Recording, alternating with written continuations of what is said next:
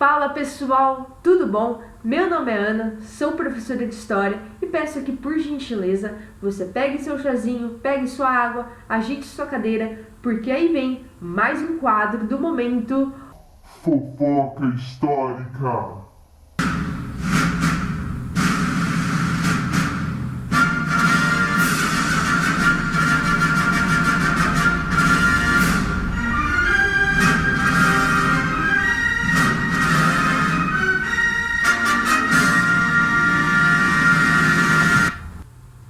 Bom, pessoal, no quadro da vez eu vou falar sobre um dos temas mais importantes do curso de História, que é o tema da Revolução Francesa.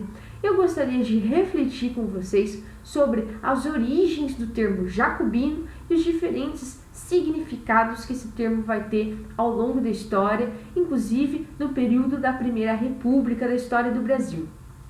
Eu vou tomar como referência da minha fofoca histórica a visão do historiador Eric James Hobsbawm, um historiador bastante presente nas suas provas de história de vestibular, beleza? Fazendo uma pequena revisãozinha do tema da Revolução Francesa, que se você não assistiu minha aula de Revolução Francesa no canal, assiste para não ficar perdido nessa fofoca histórica. Durante o período da Revolução, nós tivemos dois grupos principais que tomaram frente à Revolução em diferentes períodos. O primeiro grupo foi o grupo dos girondinos, que era composto principalmente pela alta burguesia da França, tudo bem? Uma burguesia com muito mais poder financeiro. E o grupo dos jacobinos, que era composto pela baixa burguesia, pelos sans-culottes e pelos camponeses, que era uma população um pouco mais pobre, com não tanto poder financeiro, aliás, com baixíssimo poder financeiro na França, tudo bem? Esses eram os jacobinos, que ficaram bastante conhecidos pelo seu líder, o Robespierre. O termo jacobino foi cunhado de forma muitas vezes pejorativa ao longo da história, como sinônimo de radicalismo, de revolucionário demais, de pessoas muitas vezes agressivas, visto que no governo jacobino foi conhecido como período do terror, em que nós tivemos grandes perseguições e muitas pessoas morreram na guilhotina durante o período do governo jacobino, né? Então, jacobino é sinônimo de radical demais, revolucionário demais, pessoas agressivas demais que usam da violência quando estão no poder, né? Porém, é interessante nós vermos que esse significado para o termo jacobino foi muito colocado pela alta burguesia na França, né? Que não tinha interesse que o poder popular tomasse poder, se apossasse do Estado, se apossasse do poder político, né? Quais medidas que os jacobinos faziam, por exemplo, que era considerado tão revolucionário para a época na França? Primeiro, eles aboliram a escravidão nas colônias francesas, né?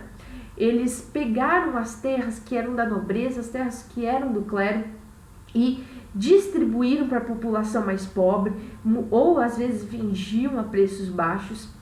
Os jacobinos também defendiam o sufrágio universal, que não era defendido pelos girondinos, pela alta burguesia. A alta burguesia queria que o voto na França fosse feito com base na renda, ou seja, permitindo que apenas a alta burguesia pudesse votar e eleger representantes para o poder político, né? Já os jacobinos não queriam que tivesse o sufrágio universal, ou seja, que toda a população da França pudesse votar, de forma que as questões populares chegassem ao governo. Uma outra medida dos jacobinos que eles defendiam era o ensino público e gratuito para todos, né? Ou seja, nossa, que radical, né, pessoal? A gente tem a ideia de que todos têm o dever de votar, de que naquela época os negros não deveriam ser escravos, porque todo ser humano deveria ser livre. A ideia na época de que as terras têm que ser das pessoas mais pobres, né? Principalmente a terra mesmo, né? Enfim, todas essas medidas eram vistas de forma pejorativa e foram escritas pela história de forma pejorativa, com o intuito de passar uma ideia muito boa do grupo dos girondinos que representavam a alta burguesia e uma ideia mais pejorativa dos jacobinos que representavam mais esse poder popular, essas ideias populares.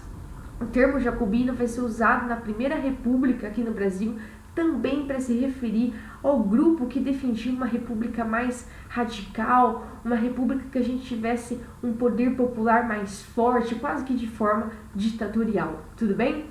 Então é isso, pessoal. Vou ficando por aqui. Espero que vocês tenham gostado dessa fofoca histórica e tentem sempre refletir. Quando vocês ouvem nas aulas de história ou em textos históricos que tal grupo era colocado como radical demais, se questione por que esse grupo era visto como radical, quais os valores da época e que valor histórico está falando para mim que esse grupo é radical demais, que está colocando esse grupo de forma pejorativa. Porque a história ela é feita por pessoas, por grupos sociais que têm interesse em passar determinada visão para você. Tudo bem? Eu vou ficando por aqui, espero que vocês tenham gostado da fofoca. Um beijinho, tchau, tchau!